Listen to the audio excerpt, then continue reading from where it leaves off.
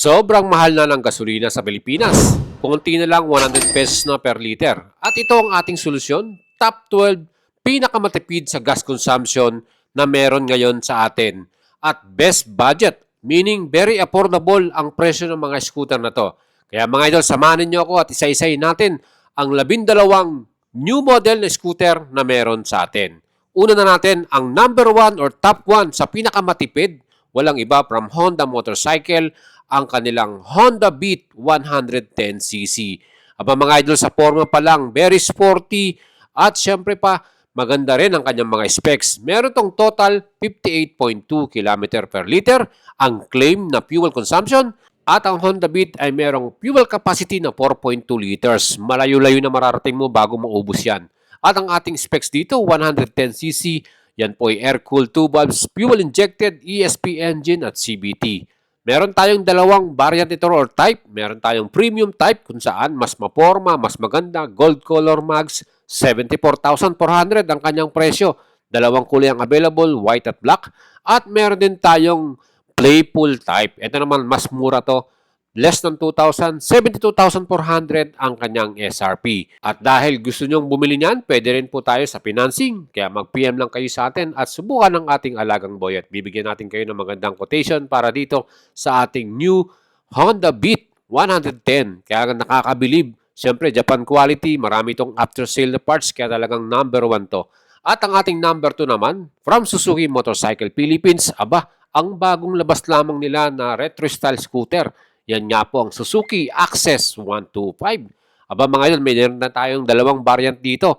At ito ay meron ding 57.3 km per liter na claim para sa ating fuel consumption. Meron tong 5.3 liters na gas, kaya malayo na mararating natin bago maubos yan. At meron tong specs sa 125cc engine, 2 valves, fuel injected at CVT, naka-digital or TFT display, at napakalaki din ng kanyang gulay board. LED ang ilaw nito, USB charger equipped na rin ito. At ang kagandahan, meron tayong 2 type, kaya itong Ride Connect type na may SRP 94,900 pesos. Meron din siyang helmet hook, maganda rin yung kanyang luggage compartment. At meron tayong standard type, 85,900 pesos. Pwede nyo i-apply sa atin yan ng installment, kaya mag-PM lang kayo kung gusto natin itong ating top 2 pinakamatipid na scooter natin. Siyempre, ito po ay Suzuki, kaya Japan quality, maganda, matibay, marami tayong after-sale parts, kaya talagang wala kang sakit ng ulo rito. LED yung kanyang ilaw, forma yung kanyang design. And next naman natin, top 3 pinakamatipid. Ito naman po ang ating Suzuki Burgman EX. Aba mga idol, dalawa na sa pinakamaganda at pinakamatipid na model ay from Suzuki Motorcycle. Siyempre, ito po ay Japan quality, talagang napakaganda. At meron din tong 56.8 km per liter. Ang kanya naman fuel capacity, 5.5 liters. Aba, malayo na rin mararating mo bago maubos yung inyong karga dito. Meron tong specs na 125cc, 2 valves, air-cooled, fuel-injected. Ang bigat nito ay 112 kilograms. LED rin ang kanyang ilaw. Ang forma rin ng kanyang alloy cast wheel. Parehong size 12 yan. Well, sa presyo naman ito, meron tong SRP 93,400 pesos. Aba, napaka-forma. Ang ganda ng kanyang gulay board. Ang laki. Very comfortable sa isang rider. Yan po, perfect nating pang daily service. And pang-apat naman sa atin, top 4. Aba, napakatindi pala ng Yamaha Fazio 125. Actually, meron tayong ganitong motor. Kaya talagang subok na subok na natin. Sobrang tipid talaga. Ito po, meron siyang power assist o yung kanyang hybrid style. 56 km per liter ang kanyang claim consumption. 5.1 liters naman ang kanyang total gas. At ito, ginagamit din natin Pangasinan to Manila. Isang full tank lang tayo. Nakarating na tayo ng Maynila. Ganun po katipid ito. 125cc, 2 valves, yan din po ay air-cool. At ang Passion natin, 125, ay meron namang SRP 93,900 pesos. The best thing sa ating scooter na to, pagdating sa after sales, mga parts, accessories, aba, napakadami sa market niyan. Hindi ka mahihirapang maghanap. Mga idol, siya po ang ating Passion 125.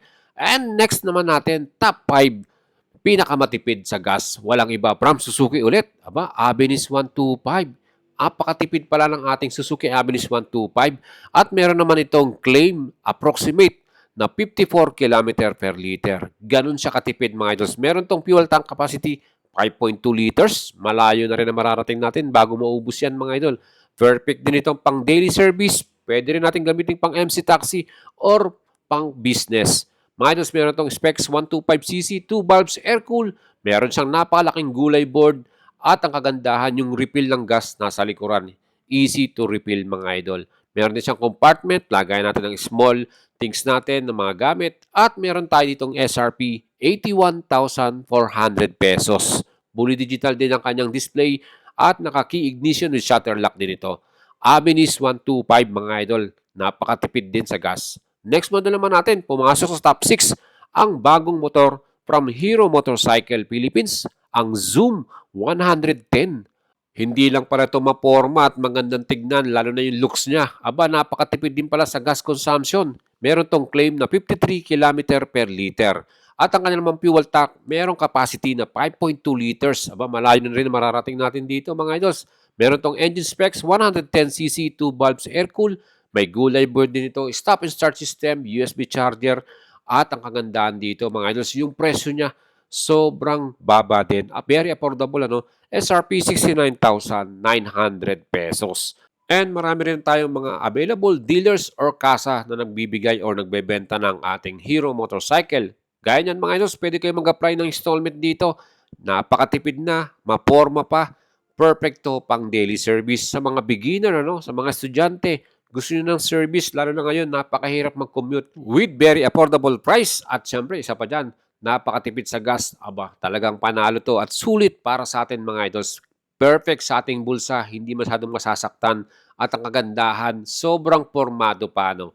Yan po ang ating Hero Zoom 110. Next naman ang ating top 7. Aba mga idols, pumasok po sa top 7 ang latest model ng Kimco Motorcycle Philippines. Yan nga po ang Agility 125 Eco. Ito mga idols, nasubukan natin to. Talagang napakagandang gamitin din ito. 53 km per liter ang kanyang claim consumption. 9 liters po ang kanyang gas capacity. Aabot ka ng 500 km bago mo maubos yung kanyang full tank. Grabe sa super tipid niyan mga idols. Ang kagandahan din, LED lights niya. Meron din itong napakalaking gulay board. Ang dami nating malalagay na lagos dyan. At ang SRP nga pa nito, 82,500 pesos. Tatlong kulay ang available. Ang kagandahan mga idols, meron ka pang free top box pag bumili ka ng Kimco Agility 125. Kaya mag-PM lang kayo sa atin kung gusto natin yung bumili ng cash niyan. Next model naman natin, top 8. Aba, pumasok ang ating Kawasaki motorcycle, New Brusky 125. Aba, pang-walo siya mga idol. Itong model na to, meron tong bagong colorway or decals. Available na rin yan sa market. Meron tong claim consumption 52 km per liter. At ang kanyang fuel tank may capacity naman na 5.1 liters mga idol. Maporma rin ang kanyang front face design. Yan din po ay 125cc, 2 valves, air-cool, fuel injected at pwede mong i-start via kick at electric. Ang laki ng gulay board nito. Meron din charger, naka-analog at digital display at LED rin ang kanyang front headlight design. Mga idols, saktong-sakto rin ang kanyang presyo, SRP 75,000 pesos. Aba mga idol, dito sa ating model na to talagang quality rin. Yan pong ating Brusky 125 ay gawa ng Modenas with collaboration sa Kawasaki. No? Kaya yan po ay mabibili niya rin dito sa atin sa Pilipinas. Yan po yung kanyang pinaka-actual digital display with analog na rin yan. Well, maporma rin siya. Talagang maganda rin. At ang kagandahan, very affordable price. 75,000 mga idols. Pwede nyo mabili yan ng cash at installment. Kaya ano pang hinihintay nyo? Pwede kayo mag-apply sa atin ng financing para dito. Yan po ang ating Kawasaki Brusky 125. O di ba mga idols, maporma yung kanyang decals, no? And para naman sa ating top 9, pang-siyam mga idols, ang bagong Honda Click 125. Aba, itong ating version 4 mga idols, meron tong bagong model type. Yan po, meron tayong Smart Edition at Standard type.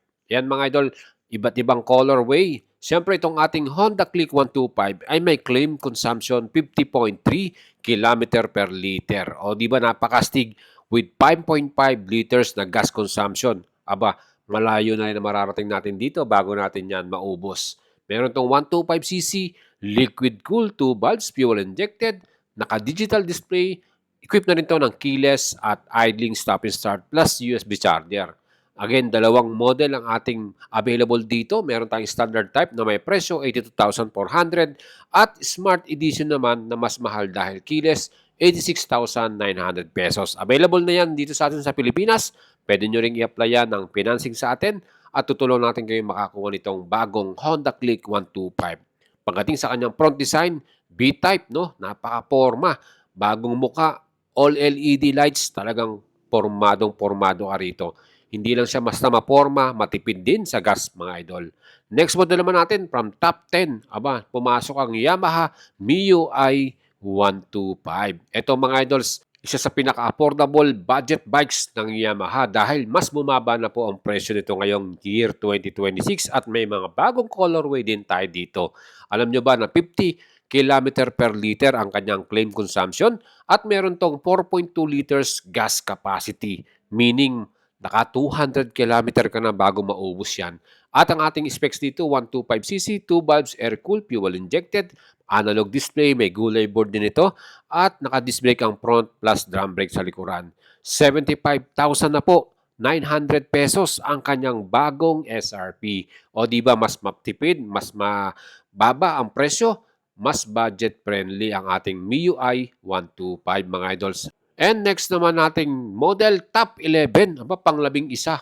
Ang mapormang model ng Honda Philippines, walang iba ang kanilang mini bike, Honda Navi 110. Ibang klase rin ang pormahan nito mga idols, para siyang retro style looks at meron pa siyang compartment dun sa bandang baba. Nung kala mo engine niya. Meron tong 48.4 km per liter na claim consumption at 3.5 liters naman ang kanyang gas capacity. Isa siyang mini bike, 110cc, 2 valves, air-cooled, carburetor type ang kanyang cooling system, naka-kick and electric start to, at meron din siyang halogen bulb sa ating ilaw. SRP pala nito, napakamura, no? 58,900 pesos. Meron ka ng budget scooter or automatic na bike na mabibili dito sa Honda. Yan po. Again, Japan quality, maraming parts available.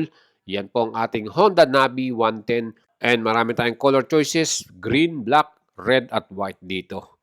Mga idols, meron naman tayong next model, pang top 12. Ito na ang ating Yamaha Mio Gear 125. Another Japan quality. Siyempre, Mio Gear talagang maganda at maporma din ang kanyang style. Very sporty. Itong Mio Gear 125 natin ay meron namang claim consumption na may average na 48 km per liter mga idols. Meron tong fuel capacity 4.2 liters na gas. Mga idol, malayo na rin pala mararating natin pag ito'y fuel tank natin. Bago maubos yan, aabot ka na ng almost 200 km. 125cc, 2 valves, air-cooled, fuel-injected, may gulay board din to, analog display, disc brake ang front at drum brake ang likuran. Eto mga idols, meron tayo ditong pinaka-budget friendly din na may presyo 79,400 pesos. Ang ating Mio Gear 125, maraming after-sale parts to. Pwede nating mabili sa Yamaha Store. Nagkalat ang mga Yamaha Store sa Pilipinas. At yan po ang ating pang top 12. Well, mga idols, yan po ang ating mga scooter na pinakamatipid. Sana nakatulong tong ating video para sa inyo para makapili na kayo ng next scooter ninyo at mas maganda ang gas consumption. Again, huwag niyong kalimutang i-subscribe ang ating YouTube channel. Lagi lang kayong tumutok para sa latest news at latest update natin. At kung gusto niyong bumili, mag-PM lang kayo sa ating Facebook page, Boyet Salabarria.